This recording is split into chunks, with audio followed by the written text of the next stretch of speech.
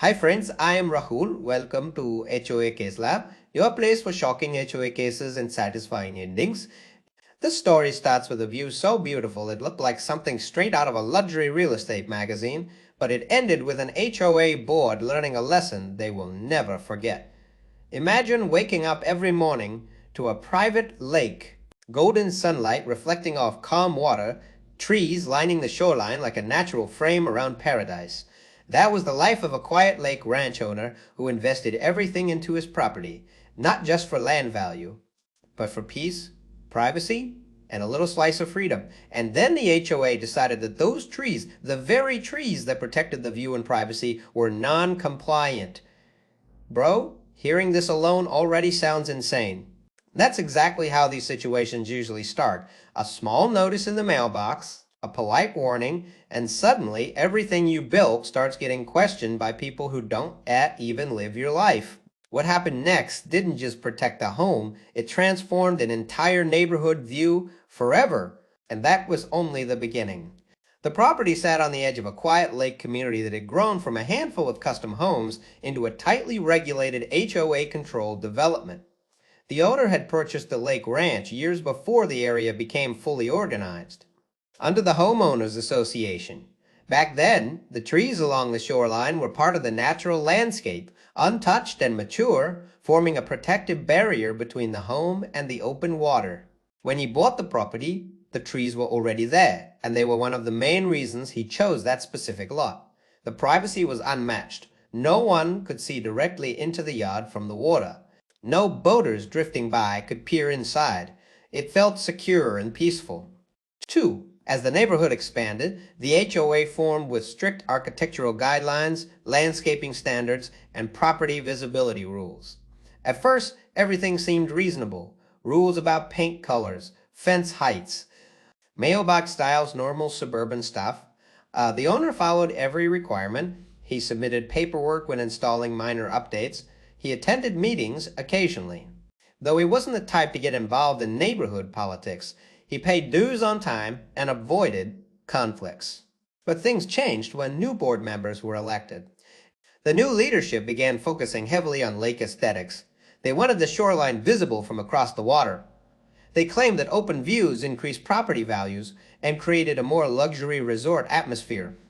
In meetings, they discussed removing visual obstructions along the lakefront homes. At first, it sounded like general landscaping encouragement.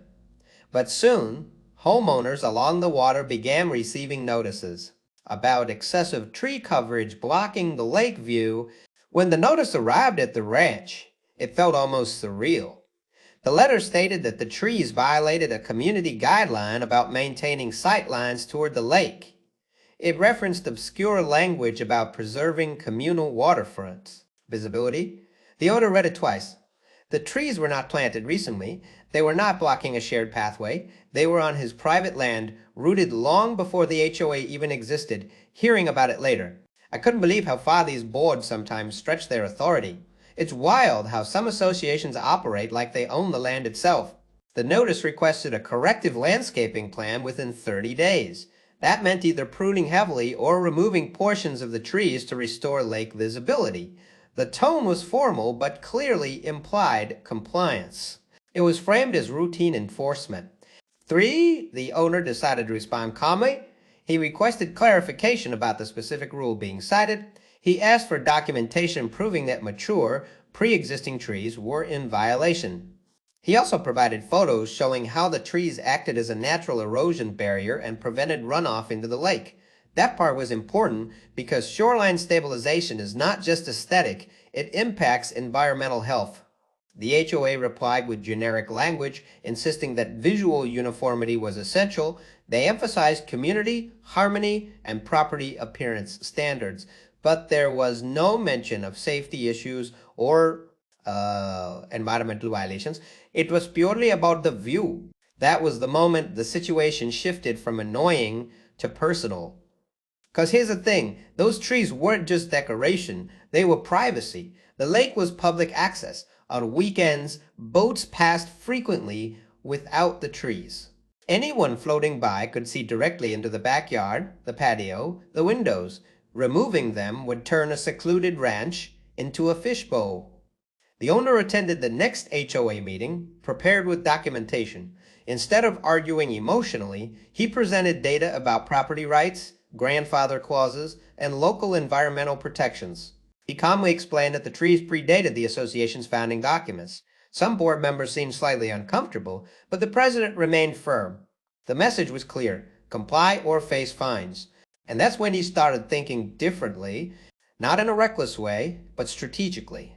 Because if the HOA wanted visibility, they were about to get exactly that. That's the part that always fascinates me about these stories.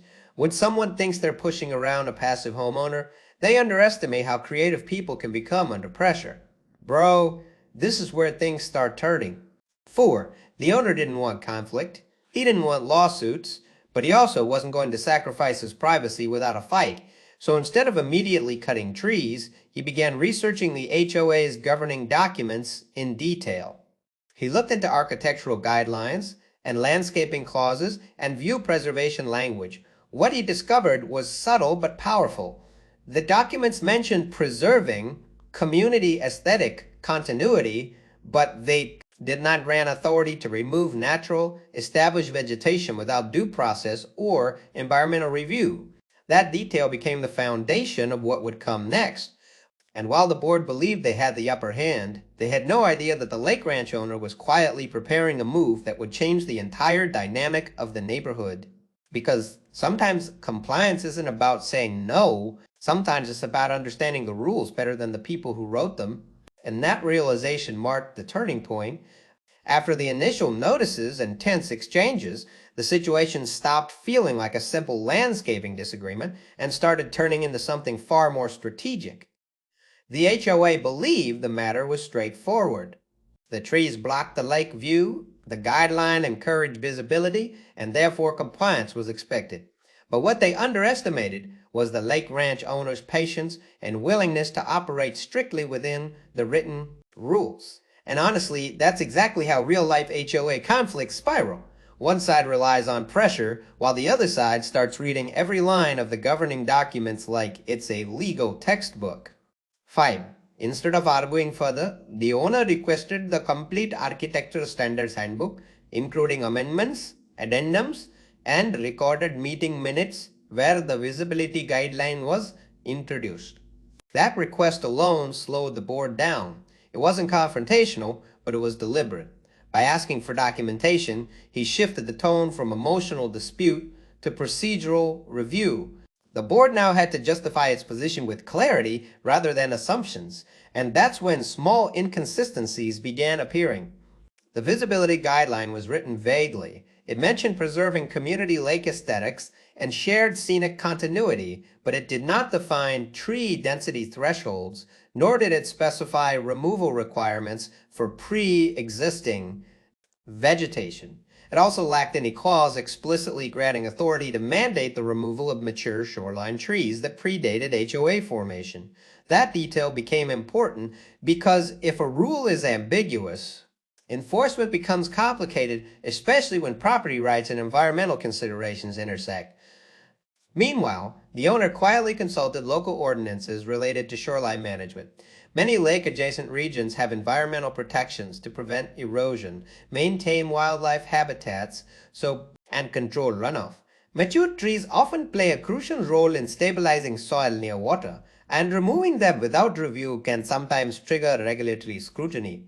The owner wasn't trying to weaponize regulations. He was simply understanding them, but that understanding gave him leverage. When the HOA scheduled another compliance meeting, the board assumed they would finalize a removal timeline. Instead, they were presented with a structured response. The owner submitted a formal request for clarification about enforcement authority and asked whether the board had consulted any environmental review process before demanding vegetation removal. 6. The tone remained calm and professional.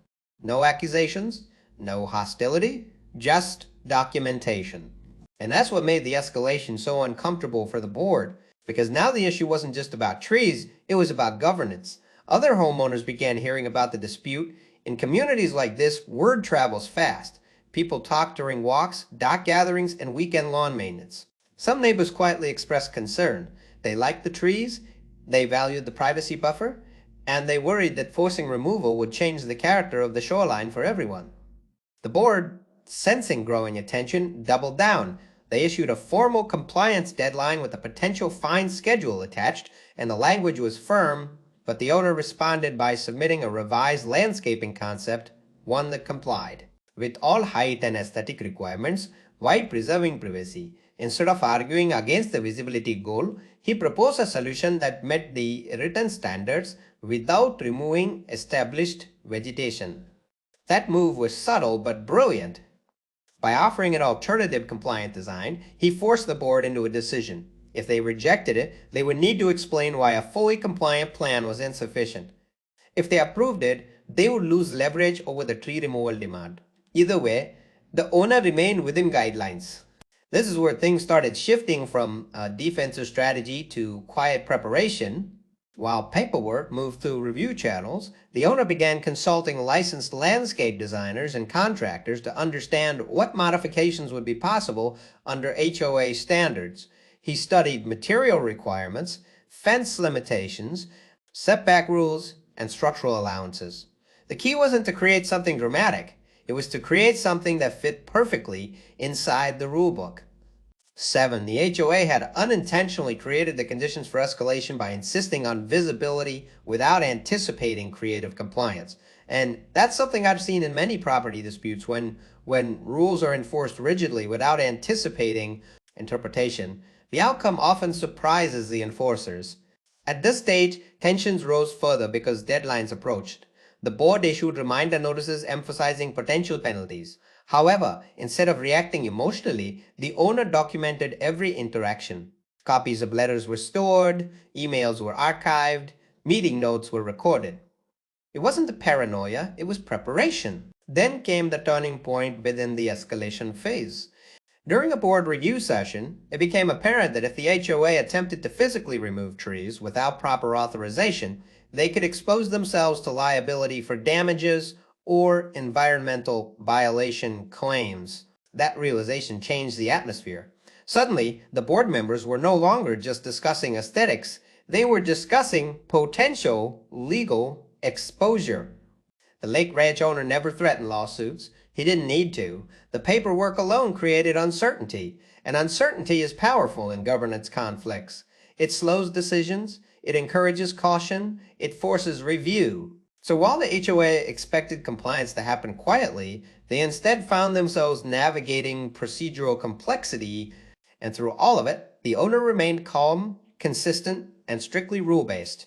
No public drama, no heated exchanges, just structured responses and careful planning. That calm approach made the escalation feel even more intense for the board, because they couldn't frame him as unreasonable. He wasn't refusing, he was cooperating, just not in the way they expected. 8. By the end of this phase, the dispute had transformed from a simple landscaping request into a formalized compliance review with documentation, environmental considerations, and community attention. The trees still stood, and the deadlines were approaching, and both sides were waiting to see who would make the next strategic move. And that next move would completely redefine the property's shoreline in a way nobody on the board had anticipated. The foundation was set, the pressure was building, and the real transformation was about to begin. By the time the HOA believed they had exhausted patience and paperwork, the lake ranch owner had already finalized his plan within the exact boundaries of their governing rules. He never fought the tree issue directly again. Instead, he shifted the conversation entirely to compliance design. And that is where the board made their critical mistake. They had pushed for increased lake visibility, assuming the outcome would benefit the neighborhood's aesthetic value.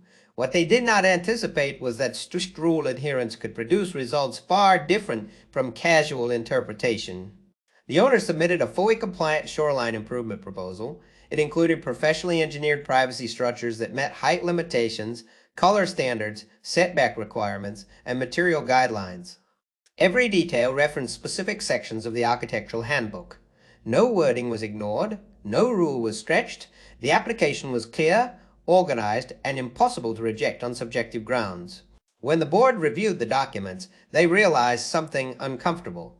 The guidelines did not prohibit privacy installations as long as they adhered to structural constraints. In fact, certain sections encouraged uniformity in exterior features that met the proposed design technically aligned with the association's own language. Rejecting it without valid justification would expose inconsistency in enforcement. 9. Approval was eventually granted, though reluctantly, and once approved, construction moved forward quickly and professionally. From the lake, the transformation was immediate. The remaining trees were integrated into a structured landscape layout, while the new privacy elements created a continuous visual barrier along the shoreline side of the ranch. The design preserved environmental stability while redefining the property's outward appearance. The result was stunning, but not in the way the HOA intended. Instead of a picturesque open view showcasing the home to passing boats, the lake-facing boundary now reflected a refined but enclosed aesthetic. The million-dollar visibility the board wanted to advertise as a community feature no longer existed. From that angle, the ranch retained its elegance, yet the visual access from the water was minimized according to approved standards. And here's the part that truly shifted the dynamic. Everything was legally compliant. No fines could be issued, no violations could be claimed. The board had approved the design. The homeowner had followed every guideline precisely. There was no loophole, only structured interpretation. The trees were never illegally removed. They remained protected, and the shoreline stayed environmentally stable, but the privacy that had been threatened was now reinforced through regulation itself. The board had attempted to control aesthetics through pressure, yet the homeowner used their own framework to secure his boundaries. From that moment forward, the Lake Ranch stood as a quiet reminder that governance documents carry weight when read carefully. The board's approach had intended to increase openness, but the final outcome delivered enhanced privacy without breaking a single rule, and the irony was undeniable. 10. The ranch remained beautiful. The lake remained visible from community viewpoints, but the direct intrusion they sought to eliminate was replaced by a design that prioritized the homeowner's rights. The escalation had ended not with confrontation, but with compliance so precise that resistance became impossible. And the community began to understand that rules, when applied thoughtfully, can protect as much as they restrict. After the installation was completed and the shoreline transformation settled into place, the energy in the neighborhood slowly shifted. What had once been a tense back and forth between the board and the Lake Ranch owner began to fade into routine community life. The HOA expected complaints, backlash, or maybe even public frustration from neighbors who valued the open lake aesthetic.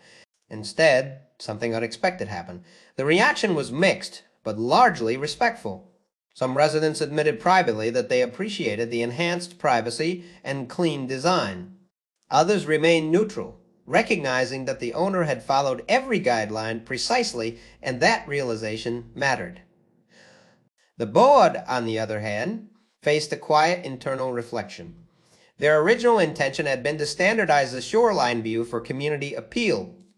Yet the outcome demonstrated that rules cannot be enforced through assumptions alone. If documentation lacks clarity, enforcement becomes interpretation. And when interpretation meets a homeowner who understands procedure, the balance of power changes. Importantly, there were no lawsuits, no dramatic confrontations, and no public scandals. The process stayed within formal channels from beginning to end.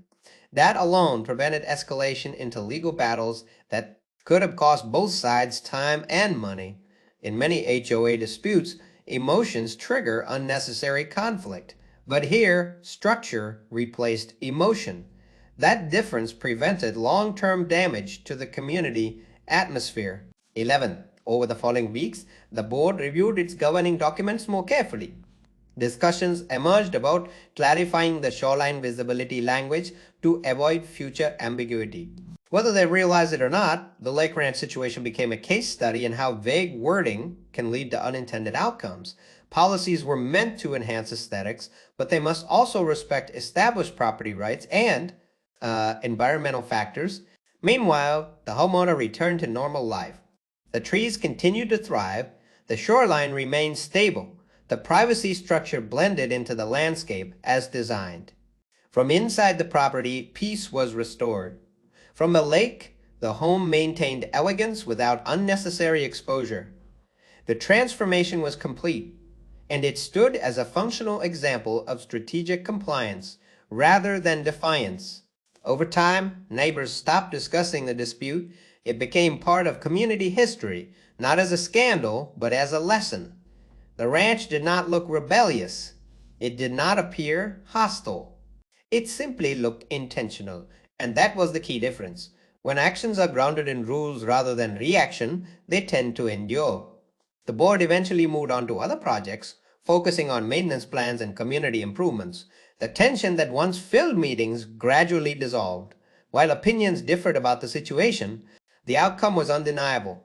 The homeowner protected his privacy, the HOA avoided legal complications, and the neighborhood continued functioning. In the end, the lake ranch stood quietly along the water, secure, compliant, and thoughtfully designed. The million-dollar view the board envisioned as an open showcase evolved into something more balanced. It wasn't about blocking beauty, it was about preserving boundaries. And that resolution marked the close of a dispute that began with trees and ended with a masterclass in procedural understanding. And the story was no longer about conflict. Well, it was about strategy, and that made all the difference. And that's how a simple tree dispute turned into a masterclass in rule-based strategy. Bro, this is exactly why you never underestimate someone who stays calm and reads the documents instead of arguing. Emotionally, the HOA tried to control the view, but in the end, the homeowner protected his privacy without breaking a single rule. That's not rebellion, that's precision. If you enjoyed this HOA revenge-style story, make sure to like the video, subscribe for more Reddit-inspired narration, and drop a comment about what you would have done in this situation.